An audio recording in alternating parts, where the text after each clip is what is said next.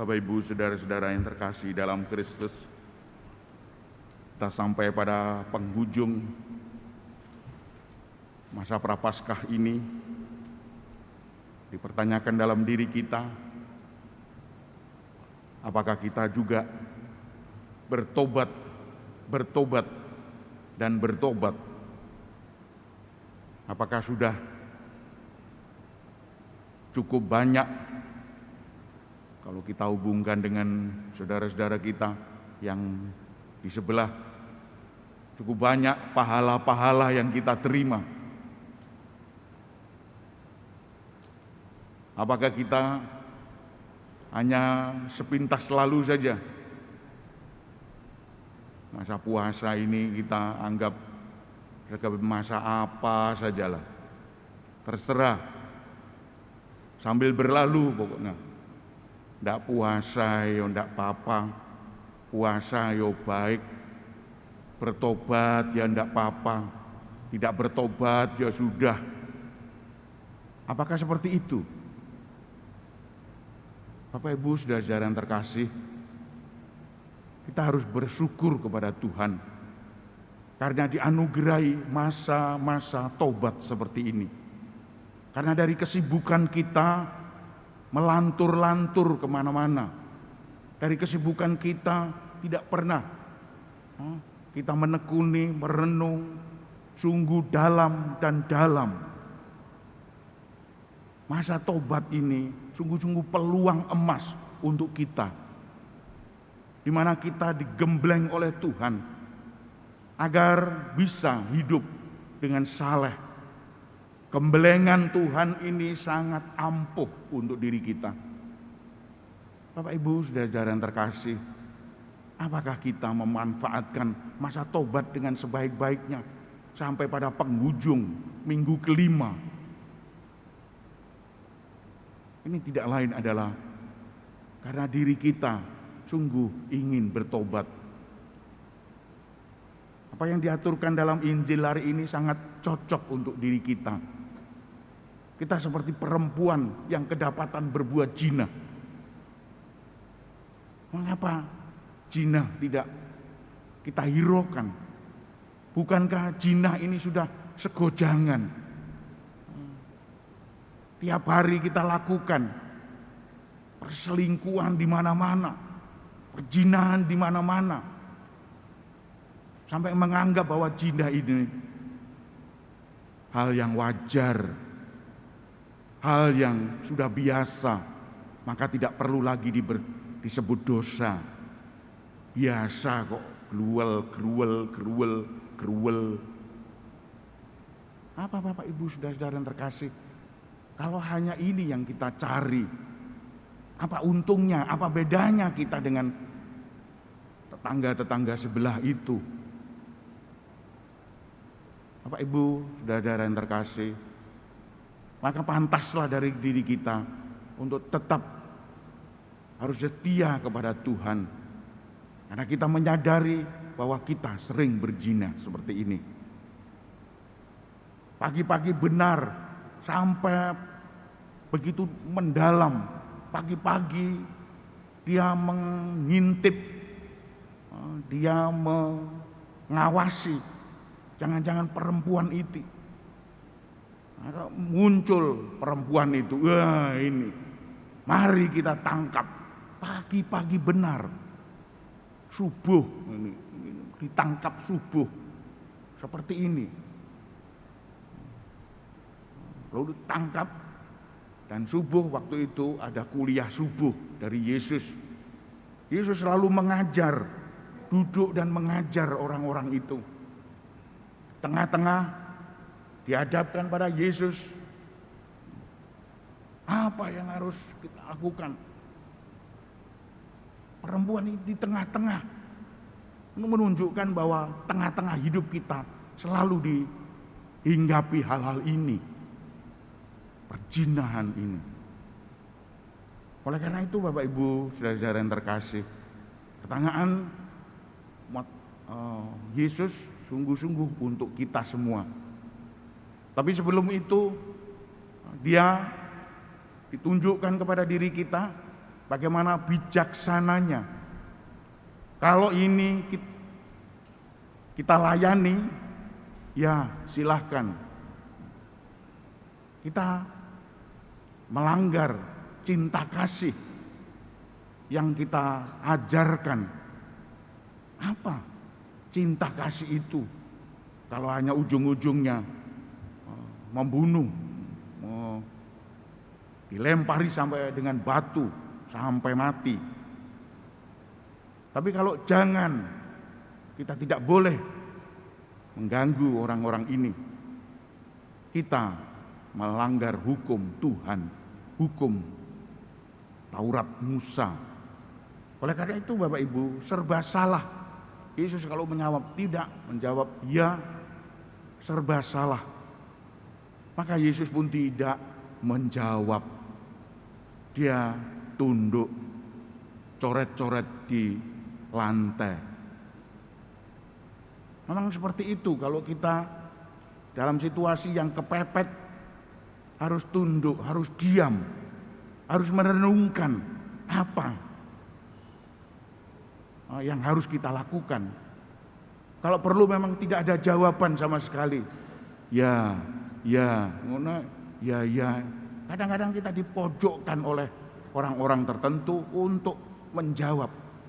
Tapi tidak perlu dijawab kalau memang kita tidak punya jawaban. Untunglah Tuhan punya jawaban. Barang siapa yang tidak berdosa, hendaknya dia yang pertama kali melempar batu ini. Bapak Ibu, saudara-saudara yang terkasih, mulai dari yang tertua. Mengapa yang tertua pergi? Bukan yang tertua dosanya banyak, bukan. Tapi yang tertua kesadaran akan dosa itu mulai dari yang tua. Maka kalau kita masih muda, biak-biakan itu terserah. Memang masa muda seperti itu, biak-biakan, segojangan, selingkuh rono sabet rono kene, alah. Nyolong ini. Buat yang tidak benar pada istri, suaminya, anak-anaknya, tinggal sana, tinggal sini, perceraian di mana-mana. Itu masih muda, memang masih muda. Tetapi ketika dia sudah tua, usia 50 ke atas, sudah mulai menurun. Perjalanan manusia ini perjalanan meningkat. Di usia 50 lalu menurun. 70, 80 jika kuat. Lalu mati. Inilah perjalanan mulai menurun 50 itu. Semoga kita tidak hanya melakukan tradisi seperti ini, tetapi kita harus bertobat mulai sekarang. Jangan berbuat dosa lagi. Sulit Romo, aduh angel iki. Gak selingkuh iki angel, gak nyolong iki angel. Bagaimana ini?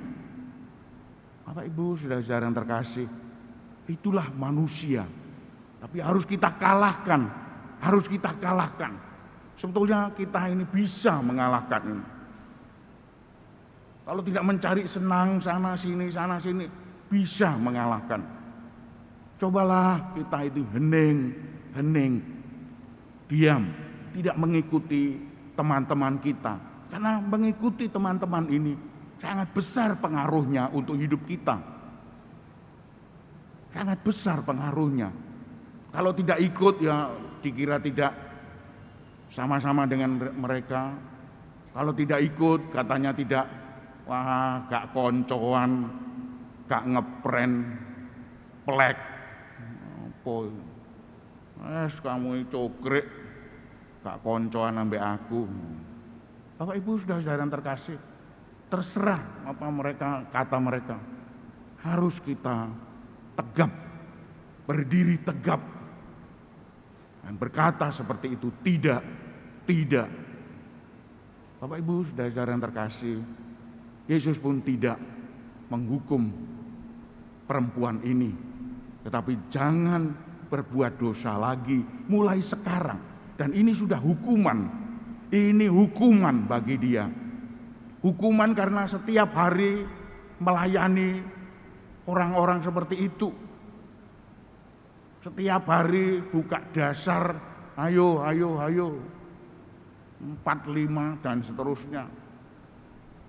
Sekarang diminta untuk berhenti. Waduh, angel ini.